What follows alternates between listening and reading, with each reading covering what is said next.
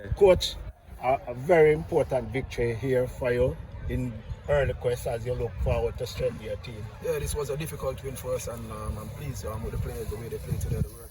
And we get a clean sheet as well, and we get a goal, so that's most important for us. So we just need to just go back on the drawing board again and keep working.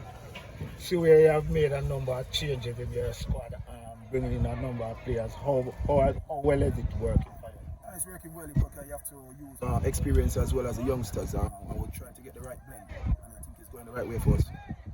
Quite a lot of young players and new players in the team. How difficult is it to bed in all these players at once? It's not really difficult. You just have to try to talk to them and try to motivate them all the time and try to tell them that you're important to the team. So it's working for us. What was the game plan? Because I realized that you guys were trying to match the intensity of Waterhouse and force them, push them back. What was necessarily the game plan tonight? The game plan came in 1 point. So the game plan was just to try to keep it 1 point and try to get any goals to get the win. But as I say, we just need to keep working and try to keep a clean sheet.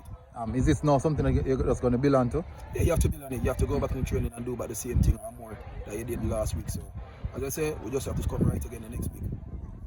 All right.